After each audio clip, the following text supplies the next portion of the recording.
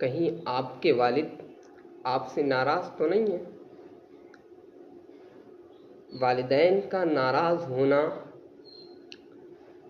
ان کو دکھ اور تکلیف اور اذیت میں ڈالنا گویا کہ اللہ تعالیٰ کو ناراض کرنا ہے۔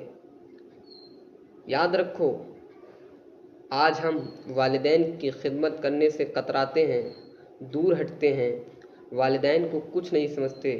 یاد رکھو، ان لوگوں سے پوچھو جن کے گھر سے والدین چلے گئے ہیں، ان کو ایک ایک پل والدین کی یاد آتی ہے۔ آج ہمارا حال کیا؟ آج ہمارے گھر میں والدین موجود ہیں، پھر بھی ہم ان کی خدمت کرنے سے دور جاتے ہیں، دور ہٹتے ہیں۔ یاد رکھو، والدین کی خدمت کرنا، یہ تمہارا خدمت کرنے کا بیکار نہیں جائے گا۔ والدین کی خدمت کرنے والا یہاں بھی کامیاب ہوتا ہے، وہاں بھی کامیاب ہوتا ہے۔ آج دیکھتے ہیں کہ والدین بچپن سے جوانی تک کھلا کے کھلاتے پلاتے بڑا کر دیتے ہیں۔ جوانی پر جب جو بھرپور جوانی اس کے اندر آ جاتی ہے تو وہی جو ماں کے پیٹ میں 9 مہینے میں جو بیٹا تھا، جو پیٹ میں لات مارتا تھا تو ماں برداشت کر لیتی تھی، آج وہی بیٹا جب جوانی پر اپنی ماں کو دکھ دیتا ہے تو ماں پر کیا گزرتی ہوگی۔ خدا را، آؤ آج ماں جب بیٹی کی شادی ہو جاتی ہے تو وہی بوڑھے ماں باپ کو ہم گھر کے باہر پھینک دیتے ہیں۔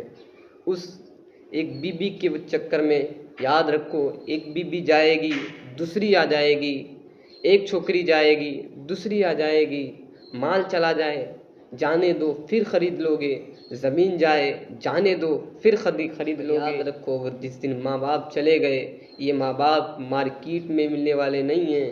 ماں باپ وہ ایک اللہ کی خاص نعمت ہے جو ہم لوگوں کو اللہ نے پیدا ہونے کا ذریعہ بنایا ہے۔ یاد رکھو، والدین کی خدمت کرو، کیونکہ والدین کی دعا کبھی رد نہیں ہوتی۔ ایک استاد نے اپنے 3 شاگردوں سے کہا کہ جاؤ بیٹا، جنت کی مٹی لے آؤ۔ اب 3 شاگرد تھے، آپس میں سوچنے لگے میں جنت کی مٹی کہاں سے لاؤں۔ ایک شاگرد نے گیا اور اس کی والدہ چلتی چلتی جیسے پیر بڑھاتی تھیں، وہ مٹی تھوڑی سی اٹھا لیتا، اور جب صبح ہوئی تو استاد کی بارگاہ میں حاضر ہوا اور عرض کی، حضور، استاد گرامی وقار، یہ ہمارے